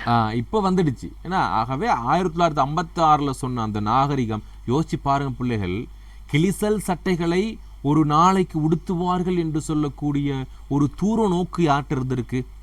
அவர்கிட்ட இருந்திருக்கு. ஏன்னா அந்த தூர பார்வை ஒன்றை யோசிச்சிருக்கிறாரு பாருங்க. ஒரு காலத்துல கிழிஞ்சி போன சட்டைகளை கூட, கலசன்களை கூட விடுத்தலாம் என்று சொல்லக்கூடிய வகை. அது ரொம்ப ஒரு 50 வருடத்துக்குள்ள 70 வருடத்துக்குள்ள வரும் என்று அவர் எதிர்பார்த்திருக்க மாட்டார். அப்படி ஒரு நாகரிகம் இப்போ வந்துருச்சு. உலகத்தின் கெட்ட வார்த்தைகளை எல்லாம் சொல்லி அவன் எலிகளை திட்டினான். வைத்த இடத்தில் பொறி அப்படியே இருக்க கருவாடு மட்டும் காணாமல் போய மாயம் ஆச்சரியம் ஊட்டியது. 2வது திருப்பு முனை கிறிஸ்து சொல்றார். இப்போ நீங்க யோசிங்க, அந்த இது விழுகலை, ஏன்னா அந்த பொறி அது கீழே விழுகலை, ஆனால் அதில் உள்ள கருவாடை மட்டும் காணாம். எப்படி காணாமல் போயிருக்கும்? எறும்புகள் அபகரித்தனவா, அல்லது சாமர்த்தியம் மிக்க எலிகள் தோல் இருக்க சுலை முழுங்கும்? பலாப்பழத்தில் தோல் இருக்க உள்ளுக்கோட சுளைகளை மட்டும் சாப்பிட்டு போவானே, சாகச வேலையா என அவன் எண்ணி யோசித்தான்.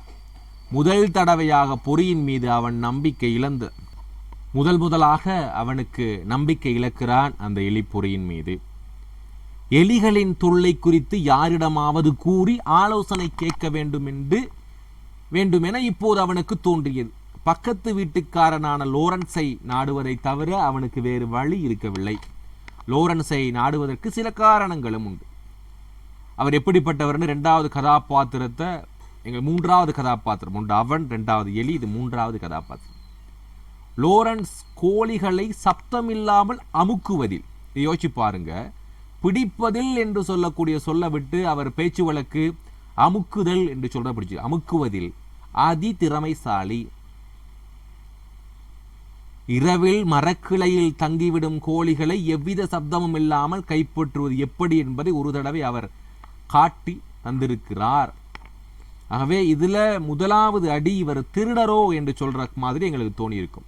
கோழிகளை சத்தம் இல்லாம அமுக்குவாரா என்று சொல்லி யோசிக்கிறப்ப அடுத்து சொல்றார், இல்ல நைட்டுக்கு மரங்கள்ல போய் தங்கிடுற கோழிகளை சத்தம் இல்லாம பிடிப்பார், அதுதான் அவரோட கோழிகள் தான் என்று சொல்றாங்க. 2வது பொந்து என்னன்னு தெரியுமா பிள்ளைகள்?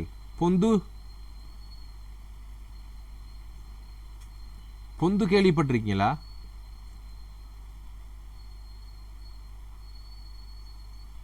ஓகே. ஏன்னா பொந்து அப்படிங்கிறது மரங்கள் அல்லது கல் இடுக்குகளுக்குள்ளால இருக்கக்கூடிய ஒரு சிறிய ஒரு சந்து பகுதி என்று, சந்து அல்லது பொந்து என்று சொல்றது. ஓகே. பொந்துக்குள் உடும்பொன்று ஒரு நாள் போய் புகுந்து கொண்டது. உடும்பின் வாளை மாத்திரம் வெளியில் எடுத்து சுழற்றிய வேகம் அற்புதம். மறுகணம் நிலத்தில் முகம் மோதி அவருடைய கையில் இருந்து விழுந்தது உடும்பு. அந்த பொந்துக்குள்ளால போன உடும்ப வாழை பிடிச்சி சுழட்டி அடிச்சாரு. ஒரு அடி என்று சொல்லி சொல்றோம். அடிச்ச அடியில அதுண்ட முகம் போயிட்டு கீழால பட்டு என்ன செஞ்சிருச்சு, உடும்பு அப்படியே கீழே விழுகுது. கூடுமானவரை அவருடைய வேட்டை அனுபவங்களை கேட்பதை அவன் தவிர்த்தே வந்திருக்கிறான். ஏனெனில் முயல் வேட்டை அனுபவத்தை சொல்லி முடிக்க அவர் கிட்டத்தட்ட 30 நிமிஷங்களும், வேட்டையாடப்பட்ட ஜீவராசி காட்டெருமையாக இருந்தால் ஏறத்தாழ 2 மணித்தியாலங்களும் எடுப்பார். எனவே சிறிய ஜீவராசிகளுடன் அவர் நடத்திய போராட்டங்கள் சுருக்கமாக முடிவதனால் அவற்றை கேட்கவே அவன் பிரியப்படுவான். ஏனென்றா அந்த சின்ன முயல், அடுத்து இந்த உடும்பு அப்படியான சின்ன வேட்டைகள் சம்பந்தமா இவர் எப்படியெல்லாம் அதுக்கு ட்ரை பண்ணி பிடிச்சார் என்பதை சொல்லுவாராம். சின்னதா இருந்தா 1/2 மணித்தியாலும் சொல்லுவாராம், பெரிய மிருகமா இருந்தா 2 மணித்தியால கதையும் விடாம சொல்லி விட்டுருவார். ஆகவே அது கொஞ்சம் கஷ்டம்ங்கிறனால அவர் கேட்கறது இல்லை, பெருசெல்லாம் கேட்க மாட்டேன். சின்ன லோரன்ஸ் மறை இறைச்சி கொண்டு வருவதாக கூறி கடந்த 2 வருடங்கள் ஆகின்றன. எப்படி சொல்லியிருக்கிறார் பாருங்க. அடுத்தத தன்னுடைய பற்கள் உதிர்ந்து பொக்கை விழுந்த பின்னராவது அவர் வேட்டையாடி மறையை கொண்டு சேர்த்து விடுவார் என அவன் நம்பிக்கை வைத்திருந்தான். 2 வருடம் ஆகிருச்சு, தன்னுடைய பற்கள் எல்லாம் தேய்ந்து பொக்கை வாயாக வருவதற்கு முன்னாடி எனக்கு எப்படியாவது ஒரு மறை இறைச்சி கொண்டு வந்து கொடுத்திருப்பார் என்ற ஒரு நம்பிக்கையில இன்னும் அந்தவன் வாழ்ந்து கொண்டிருக்கிறான். பெரிய ஜீவராசிகளோடெல்லாம் போராட்டம் நடத்தும் லோரன்ஸுக்கு எலி என்பது ஒரு அற்ப விஷயம் என அவன் நினைத்து கொண்டான். என்ன சொல்றான்? எலிப்பாசானத்தை கலந்து வைக்கும் முறையை தான் லோரன்ஸ் அவனுக்கு சிபாரிசு செய்தான். எலிப்பாசானம் என எலிகளுக்கு வைக்கக்கூடிய அந்த நச்சு பொருள். எலிப்பாசானம் வாங்க மருந்து கடைக்கு சென்ற போது கடைக்காரன் அவனை ஒரு மாதிரியாக பார்த்தான். 2 வாரமாக சவரம் செய்யாத முகத்துடன் தான் வந்து எலிப்பாசானம் கேட்டிருக்க தேவையில்லை என பின்னர் தான் அவனுக்கு உரைத்தது. ஏன் இந்த விடயம் சொல்லப்பட்டிருக்கு என்பது யாராவது புரிஞ்சாப்பிள்ளே? யாருக்காவது விளங்குனுச்சா? என்னத்துக்காக சொல்றாங்க? ஏன் அப்படி வரைக்கும் சொல்றாரு? தெரிஞ்சவங்க சொல்லுங்க பாப்போம்.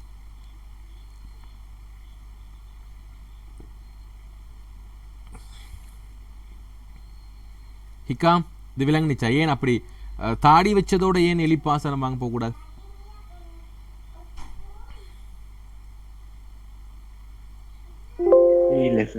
தெரியல. மலர், உங்களுக்கு தெரியுமா அந்த அடி என்னத்தை விளக்குதுண்டு? இல்ல சிஃப்லா தெரியாது சார். ஓகே, நீங்க ஸ்கூல்ல படிச்சிட்டீங்களா அந்த பாடப்பகுதி? படிச்சவங்க ஹேண்ட்ஸ் அப் பண்ணுங்க. அப்ப அது சொல்லி கொடுக்கல என்னத்துக்காக அந்த அடி சொல்லப்படுதுண்டு. ஓகே, பரவாயில்ல, பாப்போம்.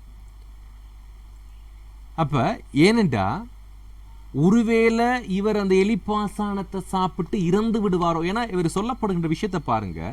சவரம் செய்யாத முகத்துடன் என்று சொன்னா அவர் என்ன செய்யல, ஏன்னா அவரோட தாடி மீசையிலெல்லாம் குறைக்காம நான் சவரம் செய்யாம போறதுனால ஒருவேளை ஏதோ மன உளைச்சலில் தான் இருந்திருக்கிறார். மன உளைச்சல்னால ஏதும் எலிப்பாசானத்தை சாப்பிட்டு இறந்து விடுவாரோ என்றுதான் அவன் கேட்கிறான். அடுத்த கேள்வி பாருங்க, கேட்கிறான் எப்படின்னு. எலிக்குத்தானே என்ற ஒரு அற்பத்தமான கேள்வியுடன் கடைக்காரன் மருந்து போத்தலை தந்தான். ஏன்னா நிறைய பேர் பிள்ளைகள் ஆரம்ப காலகட்டங்கள்ல எங்கட கிட்ட டவுன்லையும் பார்த்தீங்கன்னா நடந்திருக்கு அந்த மாதிரி. ஒருத்தர் ஏதோ நஞ்சு பொருளை வாங்கிட்டு போயிருக்கிறாரு, தோட்டத்துக்கு அடிக்கணும் என்று சொல்லி நஞ்சு பொருளை வாங்கிட்டு போயிட்டு பக்கத்தில் உள்ள டீ கடைக்கு போயிட்டு நல்ல டீ ஒன்று வாங்கி அந்த டீயில் ஊற்றி குடிச்சு இறந்து போயிட்டார். சரியாப்பா, கொடுத்த கடைக்காரருக்கும் தெரியாது இவர் நஞ்சு குடிக்கிறதுக்கு தான் வாங்கிட்டு போறாருண்டு. அங்க டீ கொடுத்தவருக்கும் தெரியாது இந்த விஷயம். கடைசியில என்ன செஞ்சிட்டார், அந்த மருந்தை கொண்டு போய் வாங்கி டீல ஊத்தி கலக்கி குடிச்சிட்டு அவர் போயிட்டார், கிளம்பிட்டார். அந்த மாதிரியாக இவர் அனுபவிச்சிருக்க கூடும். அதனால்தான் இப்போது குறைவு. ஆரம்ப காலகட்டங்களில் இந்த விஷம் மருந்துதல் அதிகமாக இருக்கும், அதனால சொல்லியிருக்கிறாங்க. அதாவது எலிப்பாசானம்ங்கிறது அதுக்காக நிறைய பேர் சாப்பிட்டு இறந்து போயிருக்கிறாங்க. அதுதான் இங்கே சொல்லப்பட்டிருக்கு. அதான் அந்த கேள்வி, எலிக்குத்தானே அப்படின்னு சொல்லி கேள்வி. அன்றிரவு ஒரு கோப்பை உணவுடன் அவன் மருந்தை கலக்கும் போது லோரன்ஸும் கூட தான் இருந்தார். இன்றைக்கு இரவைக்கும் பாருங்க முசுப்பாத்தி. முசுப்பாத்தின்னு என்னன்னு தெரியுமா பிள்ளைகள்? முசுப்பாத்தி வேடிக்கை. வேடிக்கை. உங்களோட ஊர்கள் ஏதாவது பயன்படுத்துறாங்களா இக்கா? ஓகே, அங்க அங்க வடக்கு இல்ல சார். இல்ல. சிஃப்லா எங்க இடம் கூட? வடமத்திய மாகாண சார். ஓகே, நீங்க வடமத்திய. ஓகே, அப்ப பெரும்பாலும் அந்த வயசான ஆட்கள் பயன்படுத்துவாங்க முசுப்பாத்தி என்று சொல்லக்கூடிய சில வேடிக்கை, நகைச்சுவை. அப்போ அவர் சொல்கிறாரு, ஏன்னா 1950கள் 56 60 எழுதப்பட்டதுனால, ஏன்னா கிட்டத்தட்ட மேக்சிமம் 70க்குள்ள சரி எழுதியிருக்கலாம். ஆகவே அந்த நேரங்களில் எங்களுக்கு இந்த முசுப்பாத்தி என்று கொள்ளக்கூடிய சொல் அதிகமாக பயன்படுத்தப்பட்டிருக்குது. இன்றைக்கு இரவைக்கு பாருங்க முசுப்பாத்தியை என்கிறார். அப்படி இருக்க விடிந்தது. உணவு பாத்திரத்தை சுற்றி வர எலிகளின் பட்டாளம் ஒன்று செத்து விழுந்து கிடக்கும் என்று நம்பி சென்றவனுக்கு காலையில் ஏமாற்றம்தான் மிஞ்சியது. சோற்று பருக்கைகள் இறைப்பட்டு கிடந்தன. எல்லாம் சாப்பிட்டு போயிருக்கு, ஒரு எலி கூட இல்லை. எலிகளின் ஆறாவாரம் இப்போது இல்லாத போதிலும், அப்ப இதுல குறிப்பா சொல்லிட்டாரு எலிகளின் ஆறாவாரம் இப்ப இல்லை, சத்தம் இல்லை. அவன் உற்சாகம் இழந்தவனாக ஒவ்வொரு நாளையும் கழித்தான். அவன் மனம் நாடியதெல்லாம் எலிகளின் பிணங்கள். அவன் என்னத்தை நினைச்சிருந்தான், சாப்பிட்டு அதே இடத்துல எலிகளெல்லாம் செத்து கிடக்கும், பெருக்கி வீசிடலாம் என்று நினைச்சு கொண்டிருப்பான். சரியாக 3ஆம் நாள் அலுவலகத்திலிருந்து வந்து வீட்டுக்கதவை திறந்த போது அவனுடைய மூக்கில் அந்த துர்நாற்றம் வந்து மோதியது. அவன் மூக்கை பிடித்து கொண்டு அறைக்குள் போனான். அந்த துர்நாற்றத்தின் பிறப்பிடம் மர அலுமாரியின் பின்புறம்தான் என தோன்றிற்று. மெதுவாக அலுமாரியை நகர்த்திய போது அது அவனுக்கு தெரிந்தது. இந்த சிறுகதை கொஞ்சம் அருவருப்பு ஊட்டக்கூடியதாக இருக்கும், ஏன்னா கொஞ்சம் அருவருப்பாகத்தான் இருக்கும், கொஞ்சம் பார்த்துக்கொள்ளுங்க. அதன் உடலில் உண்டான புழுக்கள் நெளிந்தபடி இருந்தன. ஒரு தடித்த அட்டையில் எலியின் உடலை அள்ளி வெளியில் கொண்டு வந்து போட்டான். திடீரென தோன்றிய காகம் அதை கவிட்டு போயிடுச்சு. வீட்டினுள் நுழைந்தவன் மீண்டும் துர்நாற்றம் வீசியதை உணர்ந்தான். எலிகளின் உடல்களை தேட வேண்டிய நிர்பந்தம் தனக்கு ஏற்பட்டு விட்டதை அவன் புரிந்து கொண்டான். தேடல் வேட்டை ஆரம்பமாயிற்று. எலிப்பாசானத்தினால் அங்கும் இங்கும் செத்து போன எலிகளை மீட்பது அவ்வளவு கடினமான வயிற்றை புரட்டும் வேலை என எண்ணி அவன் சலிப்புற்றான். ரொம்ப கஷ்டம் என மூஞ்சி கருத்த ஓர் எலியின் உடல் பழைய பத்திரிகைகளின் இடுக்கில் கிடந்தது. இன்னொன்று அவனுடைய பழைய சப்பாத்துக்குள், மற்றது மோட்டு வாழை கேள்விப்பட்டிருக்கலாம் பிள்ளைகள்? மோட்டு வாழை அல்லது மோட்டு வாழைனா பிள்ளைகள் கூரை. இந்த இப்படி இருக்கும்ல, கூரையில் இந்த மேல் பகுதி இருக்கு இல்லையா, இதுதான் மோட்டு வாழை. ஒரு தகரம் எல்லாம் போட்டிருக்கும், இது சீட் போட்டிருந்தா இப்படி தானே போட்டிருக்கும். இந்த நடுப்பகுதி மேல இருக்கும்ல, இதுதான் அந்த மோட்டு வாழை என்று சொல்லுவாங்க. மோட்டு வாழையுள் எல்லாவற்றையும் நல்லடக்கம் செய்த பின் அவன் தலை முழுகினான். மோட்டு வாழையுள் அப்படின்ட்டு இது முடியுது, எனக்கு கமா வந்திருக்கணும். அந்த எல்லாத்தையும் என்ன செஞ்சு, எல்லாவற்றையும் நல்லடக்கம் செய்த பின் என்ன செஞ்சான், தூங்கி. அதில் கொஞ்சம் பாருங்க, இதில் ஒரு சின்ன மயக்கம் இருக்குது. அவனுடைய பழைய சப்பாத்துக்குள், மற்றது மோட்டு வாழையுள் எல்லாவற்றையும். அப்போ இதில் எங்களுக்கு ஒரு பொருள் மயக்கம் இருக்கு. அவர் கொடுக்கலையா, இல்லாட்டி எங்களுக்கு புத்தகத்தில் டைப் பண்ணது இங்கே ஒரு கமா சரி வந்திருக்கணும். அப்படி இருந்திருந்தால் தான் எங்களுக்கு இதில் ஏன்னா கொஞ்சம் எங்களுக்கு பிரித்து தெரிஞ்சிருக்கும். இல்லாட்டி வலு எங்களுக்கு வந்து ஒரு ஏதோ ஒன்று இல்லாத மாதிரி, ஒரு மிஸ் ஆகிற மாதிரி. ஏன்னா ஞாபகம் இருக்கிறத நாங்கள் படிச்சிருக்கிறோம், அந்த மாதிரி ஒரு விடயம். அவனுடைய மனைவியை என்று சொல்லி நாங்கள் படிச்சிருக்கிறோம்.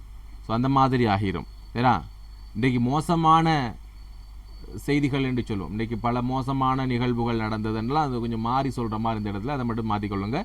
கமா ஒன்று யூஸ் பண்ணினா அந்த மோட்டு வாழைக்குள்ளே இருந்த எல்லாவற்றையும் எடுத்து நல்லடக்கம் செஞ்சிட்டான். அதன் பிறகு கொஞ்ச நாட்களாக இந்த பிரச்சனைகளும் இல்லை, எந்த பிரச்சனையும் இல்லை. அவனை யாராவது வந்து இது பற்றி கேட்டால் தொலைக்காட்சி நிருபருக்கு பேட்டி அளிக்கும் பாவனையில் தோள்களை சற்று குலுக்கி கொண்டு, மிகவும் மன வருத்தம்தான், ஆனால் இது தவிர்க்க முடியாது, இந்த முடிவை தவிர வேற எந்த முடிவும் எடுக்க முடியாது என சொல்லுவதற்கு அவன் தயாராக இருந்தான். ஏன்னா இன்டர்வியூ எடுத்தா கூட என்னதான் செய்யறது, இனி நாங்க அப்படி செஞ்சுதானே ஆகணும் அப்படிங்கிற மாதிரி சொல்றதுக்கு ரெடியா இருக்கிறான் என்று சொல்றான். 3 வாரங்கள் போயிருக்கும். அவனுடைய எதிரி மறுபடியும் தோன்றிற்று. கண்ணாடி குவளையொன்றை தட்டிவிட்டு கண்ணெதிரே சுவர் மீது ஏறி ஓடியது. தான் முறிந்து விழுவதை போல் உணர்ந்தான். அடுத்த கட்ட ஆலோசனைக்காக லோரன்ஸ் வீட்டுக்கு மறுபடியும் போக வேண்டி வரும் என அவன் நினைக்கவே இல்லை. அவன் போன போது லோரன்ஸ் கோழி ஒன்றை உரித்துக் கொண்டிருந்தார். அரைக்கால் பங்கு உயிருடன் கோழி மன்றாடி கொண்டிருந்தது. விஷயத்தை அவன் லோரன்ஸுக்கு சொன்னான். தான் சொன்னதை லோரன்ஸ் கவனிக்கின்றாரா அல்லது கோழியின் பித்தப்பை அகற்றுவதில் தான் கண்ணாக கருத்துமாக இருக்கின்றாரா என தீர்மானிக்க இயலாத நிலையில் அவன் இருந்தான். அப்ப இந்த இடத்துல ஒரு விஷயம் சொல்லப்பட்டிருக்கு, கோழியின் பித்தப்பை அகற்றுதல்ல கவனமாக இருக்கணும். என்ன காரணம்னு தெரியுமா பிள்ளைகள்? யாராவது இந்த விடயம் அடி உங்களுக்கு விளங்கிச்சா? ஏன் கோழியினுடைய பித்தப்பை அகற்றுவதில் கவனமாக இருந்தார் தெரியுமா? அது பித்தப்பைய வந்து சரியா ஆட்டணும். இல்லைண்டா என்ன நடக்கும்? அந்த அந்த பச்சை நிறத்துல இருக்கக்கூடிய மற்ற இறைச்சியல்ல பட்டாது கசப்பா இருக்கும். அதுதான் வெரி குட். அப்போ மற்றவங்களுக்கு தெரியுமா பிள்ளைகள்? அது அந்த விடயம் தெரியுமா உங்களுக்கு? சிஃப்லா, மலர்? இல்ல சார். தெரியா சார். அப்போ நான் இப்போ பாய்ஸ்க்கு தெரியும் எப்படியும் கோழி அறுக்கிறது தானே, அவங்களுக்கு தெரியும் கோழி அறுக்கிறவங்களுக்கு.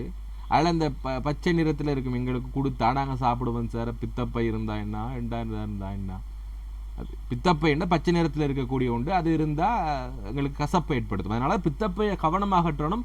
அது கிழிஞ்சி இறைச்சியில் பட்டுண்டா எங்களுக்கு அதுக்கப்புறம் இறைச்சி சாப்பிட இயலாது. கண்ணுங்கமாக இருந்தார். லோரன் சாதாரணமாக பதில் சொன்னார். ஒரு சுலபமான வழி இருக்கிறது. பூனை ஒன்று வளர்த்தால் எலி கிட்டையும் வராது. பூனை ஒன்றை வளருங்கள் அப்படின்னு சொல்றோம். நம்மட வீட்லையும் பல வருஷமா பூனை இருக்குது. பூனை மட்டும்தான் இருக்குது, எலியும் இருக்குது. பூனைகளை பிடிச்சது, பூனை எலியை பிடிச்சதாக சரித்திரமே கிடையாது. அந்த மாதிரியான ஒரு பூனை தான் இங்கேயும் இருக்குது போல. இது ஒரு புதுவிதமான அணுகுமுறை என்றே அவனுக்கு பட்டது. பூனையை உடனே அவன் வரவழைத்து விட்டான். அதற்கு ஒரு ஆங்கில பெயரை அவன் சூட்டினான். தமிழில் பெயர்கள் செல்ல பிராணிகளுக்கு ஏனோ அவ்வளவு பொருந்துவதில்லை. ஏன்னா இப்போ நாங்கள் வைக்கிற பெயரெல்லாம் கிட்டி இப்படி தான் வைப்போம். ஏன்னா கொஞ்சம் ஆங்கில பெயர்கள் தான் வைப்போம், தமிழ் பெயர்கள்லாம் வைக்க முடியாது. ஓகே, தேவருடைய படங்களை தவிர, தேவருடைய படங்கள்னா அந்த சாமி படங்கள் எல்லாம் பார்த்தீங்கன்னா அதில் கொஞ்சம் தமிழ் படங்கள் பெயர்கள் வச்சுருப்பாங்க பூனைக்கெல்லாம். ஆனால் இப்போ வீடுகளில் வைக்கிறப்ப நாங்கள் தமிழ் பெயரை வச்சு கூப்பிட மாட்டோம், குறைவு. பூனை வந்ததும் வீடு முழுக்க மியாவ் மியாவ் சத்தமால் நிரப்பியது. எலிகளின் கீச்சிடலை விட பூனைகளின் மியாவ் மியாவ் எவ்வளவோ மேலானது என அவன் நினைத்து கொண்டான். வீட்டின் சகல பகுதிகளுக்கும் சென்று பூனை உரிமை கொண்டாடிற்று. அது தன் கட்டிலில் ஏன்னா நாங்கள் பார்த்துருக்கிறோம் இந்த விடயம். அதன் கட்டிலில் சில வேளைகளில் சுருண்டு படுப்பதை கூட அவன் பொறுத்து கொண்டான். ஜேம்ஸ் பாண்ட், அது ஒரு ஆங்கில நிகழ்ச்சி. ஒரு ஆங்கில ஒருத்தர் ஜேம்ஸ் பாண்ட் என்று சொல்றக்கூடியவர், ஆங்கில திரைப்பட நடிகரும் கூட. அவருடைய படங்களில் பார்த்தீங்கன்னா கூடுதலாக ஒரு படத்து வில்லன் போல் மடியில் அதை தூக்கி வச்சு, அந்த படங்களில் அந்த பூனைகளை தூக்கி வச்சுக்கொள்றது ஒரு முக்கியமானதாக இருக்கும். அதை கொஞ்சம் எடுத்து பாருங்க. அப்படியாக இவரும் என்ன செய்ய, மடியில் தூக்கி வச்சு அதை தடவுறது என்ன, கொஞ்சிறது என்ன. அவன் தாயாராய் இருந்தான்.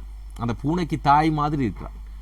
அது ஒரு ஞாயிற்றுக்கிழமை அதிகாலையில் தேவாலயம் சென்று பசியுடன் திரும்பியவனுக்கு அதிர்ச்சி காத்திருந்தது. ஆகவே இவர் ஒரு கிறிஸ்தவ சமயத்தை சார்ந்தவர் என்கிறத அடிக்கடி எடுத்துக்க. லோரன்ஸ் என்ற பெயர், தேவாலயம் என்பதெல்லாம் அடிக்கடி எடுத்துக்காட்டிருக்கிறார். தேவ படங்கள், தேவருடைய படங்கள் என்றெல்லாம் எங்களுக்கு எடுத்துக்காட்டுறது இவர் ஒரு கிறிஸ்தவ சமயத்தை சார்ந்தவர் என்பதை காட்டுறாங்க. கரிச்சட்டியில் இருந்தவற்றை காலி பண்ணிய திருப்தியுடன் இவனை நிமிர்ந்து பார்த்து மியாவ் என்று என்றது சனியன். ஆகவே எவ்வளவு அழகாக சொல்லியிருக்கிறாரு. உருவக அடி நாங்கள் இன்றைக்கும் படித்தோம். ஆகவே இந்த மியாவ் என்றது அந்த பூனை என்பதுக்கு பதிலா சனியன் என்று நாங்கள் பயன்படுத்துகிறோம் என்று சொன்னா, இந்த சனியன் என்ற அச்சொல் தவிர்ந்த வேறொரு பொருளை உணர்த்துதுன்னா இது உருவக அணி. அப்படி நினைக்கக்கூடாது. பாடல்கள்லையும் செய்யுள்களில் மட்டும் அணிகள் பயன்படுத்தப்படும், சிறுகதைகள்லையும் பயன்படுத்தலாம். ஆகவே உருவக அணி பயன்படுது. உவமை பார்த்தோம், உருவகம் பார்த்துருக்கலாம், தற்குறிப்பேற்றம் பார்த்தோம். இதில் எல்லாத்துலேயுமே இருக்குது. மற்ற கிளாஸில் நான் சொல்லிக் கொடுக்க மாட்டேன். நயம் படிக்கிறப்போ நாங்கள் இதெல்லாம் கொஞ்சம் படித்து கொண்டு தான் போகணும். செய்யுள்களில், சிறுகதையிலையும் நாவல்லையும் பெரும்பாலும் பயன்படுத்துகிறாங்க.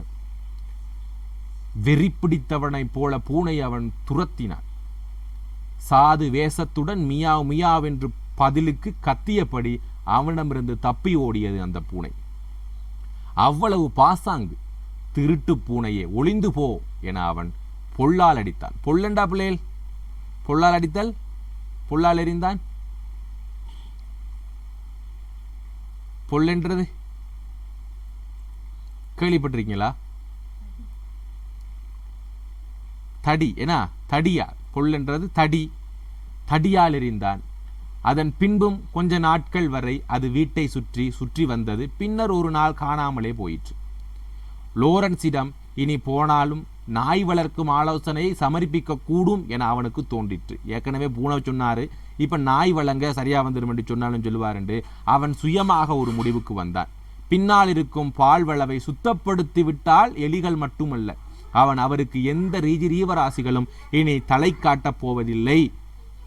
கூலி ஆட்களை அவன் வரவழைத்தான். பால் வளவை துப்புரவு செய்யும் வேலை தொடங்கிற்று. வேலையில் படர்ந்திருக்கும் கல்யாணப்பற்றையில் அவர்கள் கல்யாணப்பற்றை என்று சொல்றது ஒரு வகை அந்த செடியை சொல்றாங்க, அதில் ஆரம்பித்தார்கள். வளவை சுத்தம் பண்ணும் போது நிறைய பொந்தெலிகளும் பாம்புகளும் அகப்பட்டதாக கூலிக்காரர்கள் சொன்னார்கள். ஆனால் அவன் பார்க்கவில்லை. குப்பைகள் ஒரு மூளைக்குள் கூட்டியெடுக்கப்பட்டு அன்று மாலை தீயிட்டப்பட்டது. நத்தைகளின் ஓடுகள் வெடிக்கும் சத்தம் வெகு நேரம் வரைக்கும் அப்ப இத்தனை எவ்வளவு நத்தைகள் கிடந்திருக்குன்னு சொல்றார்.